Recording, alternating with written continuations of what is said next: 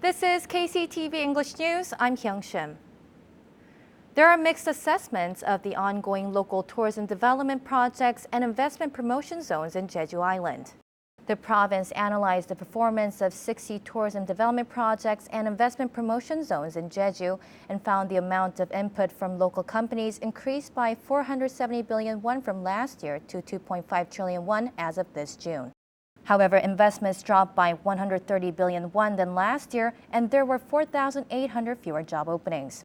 The provincial government plans to take administrative action against 4 tourism development projects that employs few people and do not operate some of their facilities. It will also cancel the designation of 3 investment promotion zones that have not begun construction and are unlikely to proceed. The province is pushing to establish a groundwater research center in Jeju and extend the Korea Airport Service's groundwater use period. The provincial government submitted an ordinance amendment on groundwater management to the provincial council to set up and operate a research center under the Jeju Research Institute to officially manage groundwater resources in Jeju. The center will carry out research, policy development, and projects to preserve and manage local groundwater. The province also submitted a proposal to the provincial council to extend Korea Airport Service's permit to use and develop local groundwater by 2 years until November 2021. A study found that more than 60% of coffee stores in Jeju run out of business within 3 years, marking the highest closure rate in the nation. According to an analytical report by KB Financial Group, 62.8% of local coffee shops didn't last more than 3 years. This was the highest closure rate among 17 local governments nationwide, followed by Sejong City and Gwangju City with 59.3% and 58.6% respectively. Analysts explain that many coffee stores are shutting down quickly due to the increased competition in the overly saturated coffee shop industry. A total of 71,000 coffee shops are currently in business across the country. Despite the high closure rate nationwide, 14,000 new coffee stores opened last year, exceeding the number of coffee shops that ran out of business that year by 5,000. The province is compensating local senior residents for turning in their driver's license. Local officials announced that a total of 460 people aged 65 or older have handed in their driver's licenses since this August. All participants are paid 100,000 won to cover their transportation costs. Local officials plan to provide subsidies until the policy's budget for this year is exhausted. A study has found that Jeju has the highest percentage of interracial marriage in the country. According to the National Statistics Office, there were 443 interracial couples that got married last year, marking a 13% increase from the previous year. This number accounts for 12% of total local marriages, meaning that 1 out of every 10 married couples in Jeju are interracial. This is the highest ratio among 17 cities and exceeds the national average of 10.8%.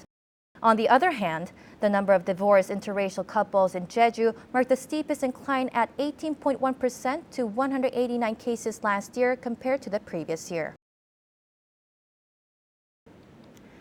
There are about 1,000 foreign students attending Jeju National University. Thus, the university is adding a Korean language education department to its graduate program to help foreigners overcome the language barrier and produce Korean language teachers. Mike Balfour reports. Foreign students at Jeju National University are studying in a Korean language and literature major class. Korean education classes had been designated one of the liberal arts. But as demand for Korean language classes has been high, a Department of Korean Language and Literature has created a Korean language and literature major class. 924 non-Korean students from 37 countries are studying at Jeju National University. Most of them are Chinese, Vietnamese, and Mongolian. But recently, the number of students from other Southeast Asian countries, such as Indonesia, has soared. The increased popularity of Korean pop culture have contributed to the rise of interest in the Korean language. Most of Korean language classes has been offered only as part of a liberal arts program. The Korean Language Education Department will be added to the Graduate School of JNU next year.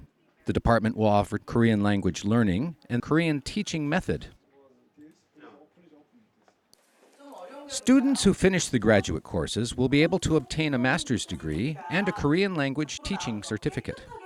The creation of the Korean education major at Jeju National University is expected to help produce Korean experts among non-Koreans. Mike Balfour, KCTV.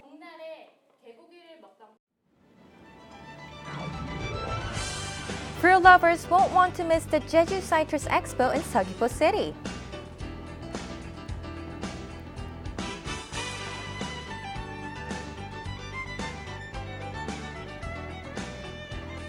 Join in the fun at Marados Marina for a busking performance.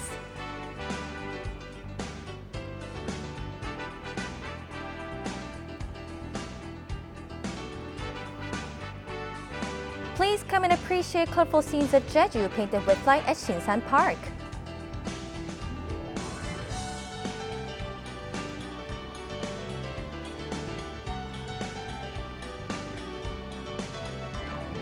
Enjoy a digital art exhibition of a fairy tale.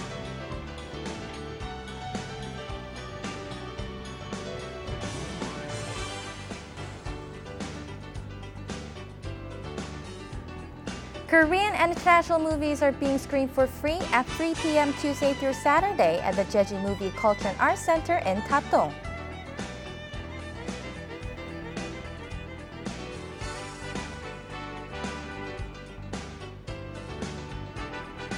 The popular and comedic performance of the Jeju Nanta Company is staged daily at 5 p.m. at the Nanta Theater in Jeju City.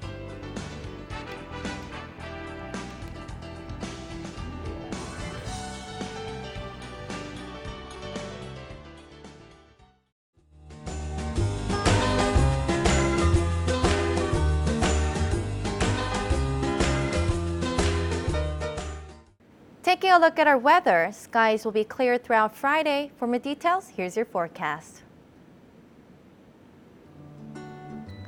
The morning low in Jeju City will be 11 and the afternoon high will be 16 degrees.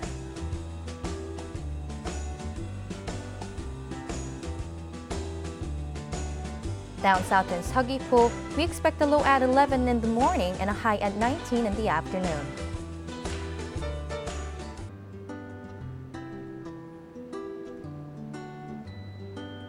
Over in Seongsan, the temperatures will be 10 in the morning, warming up to 16 degrees.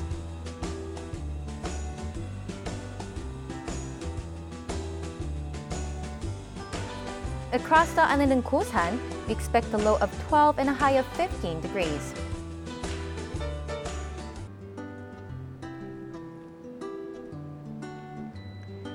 And up on the mountain at Songpanak, we'll hit a low of 4, topping off at 11 degrees.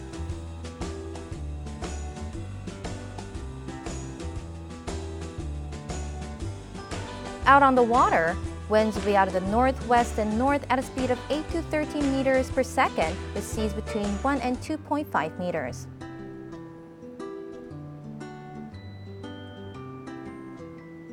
And here's a look ahead.